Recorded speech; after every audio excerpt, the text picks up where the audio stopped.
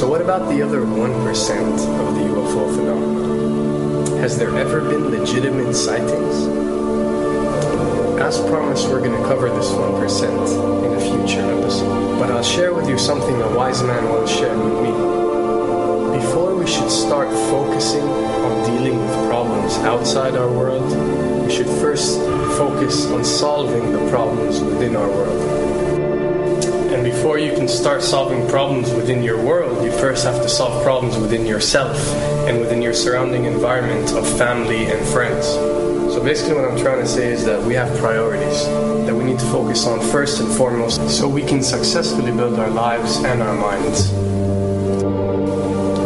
Now, it's no secret that the difference between what the government knows about UFOs and aliens and what is shared or released to the public is extremely enormous. And unfortunately, governments and several organizations on Earth are taking advantage of the UFO phenomenon to achieve worldly agendas. So why do we see particle beams, huge ones, firing at things that are, you were saying 200,000 Gs? Yep. I mean, go over that. Well, because I think it's part of a test for if there are bad guys out there. Or maybe they're doing preparations for factions. We may be looking at more than one faction. Remember, these groups tend to fragment. They fractally fragment so that you have wars within wars within wars. You know. But why would NASA release that footage? Well, remember, you've got all the good guys in NASA, and then you've got a few who are not good guys. The good guys don't know that there's something to keep secret. Remember, the lie's different at every level. They believe the lies they've been told. So when you set up a structure, an institution, which is supposed to be open and above board and is supposed to present live TV of the shuttle mission, they present live TV. Now, the controllers can't say, oh, well, you can broadcast this, but you can't broadcast that. Because the honest guys will then say, sure. Well, why can't we broadcast that? So people always say if this was happening, it would come out, and it is coming out. Well, I mean, I agree with you. When you've got the Catholic Church saying we need to love the aliens, they're our brothers, when you've got every major denomination saying it, when you've got all the movies, and you've got, in the 80s, huge programs at the Olympics with aliens landing, fake aliens, and you've got huge things the size of 3 football fields floating over Dallas and stuff all over the place. Something's going on. And then I read government documents about fake extraterrestrial landings. Any of this. Why? I mean, you believe it's fake. Remember Operation Northwoods? Yes. Okay. Or we can go to the, September 11th. Governments do huge, big things to sway populations at key nodal points in history. They love hoaxes. Yeah, well, it's manufactured history is what it is.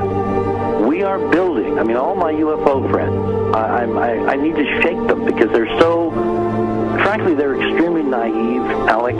They really believe we're building toward disclosure.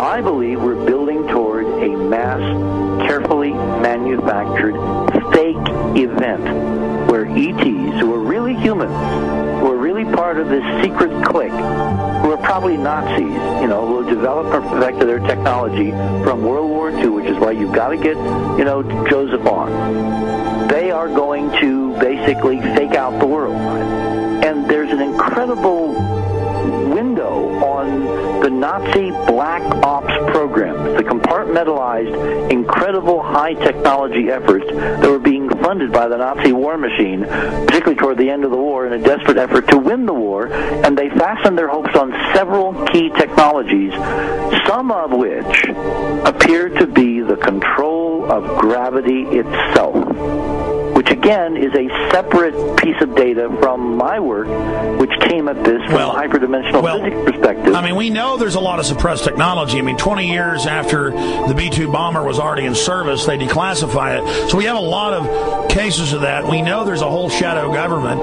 This is technology in physics, Alex, that would make anything you think you know like a candle flame compared to a hydrogen bomb. This is a physics that literally allows you to rearrange time.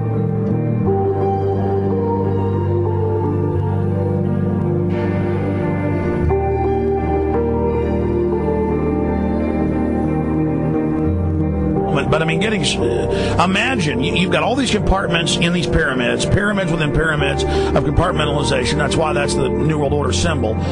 And we don't know what they've got because they are so secret. We know they lie so much. We just know it's advanced. Mainline scientists say they're 30 years advanced. So Richard C. Hoagland, what I'm saying to you is, I'm entertaining what you're saying. I respect you. I think you're a great guy.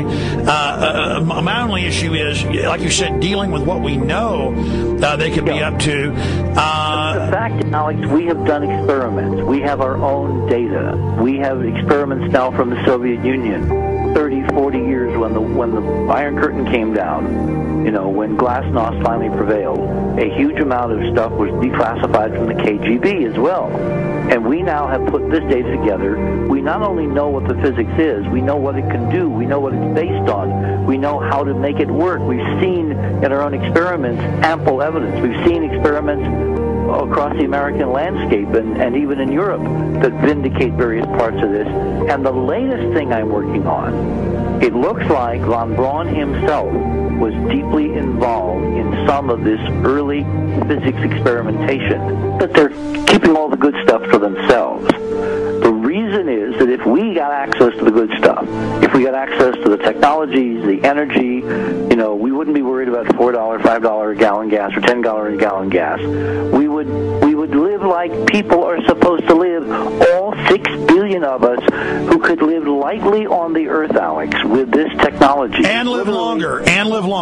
Absolutely, and better, and you could live to 200-300 and have the virility of your 20s and 30s. There's extraordinary medical breakthroughs, there's extraordinary physics breakthroughs, technology breakthroughs, energy.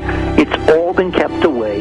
Think about it. We're already on a planet hurtling through space, all these wonders around you, and you've been taught it's bizarre to question, and that's because there's so many kooks in the alternative movement who do talk about ridiculous, Hollywood-style green men, instead of really looking at the shadow government and all these crazy secret societies that are admittedly running NASA and the shadow government. Well, ladies and gentlemen, during this talk that I'm going to give you, I'm going to explain to you the history of this phenomenon, who the secret government really is, and I will name them by name, the beginning group, the study group. I will tell you who they are today. I'm going to tell you what this is all about. I'm going to tell you who's selling drugs to your children, and I'm going to tell you why the United States government is afraid for you to find out what the truth is regarding UFOs.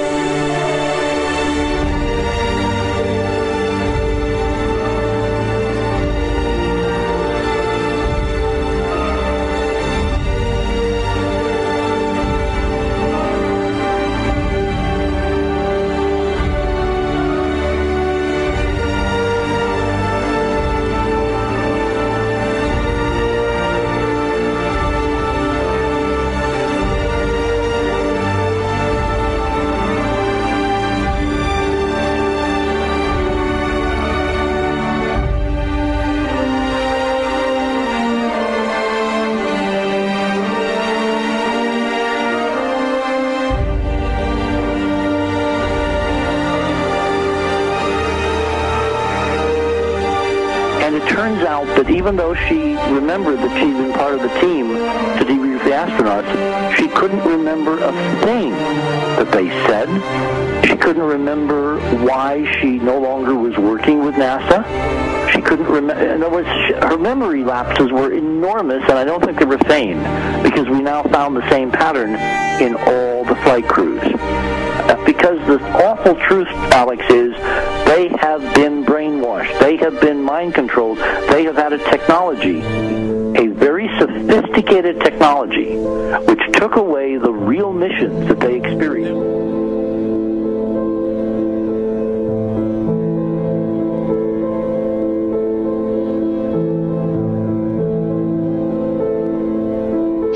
Sorry.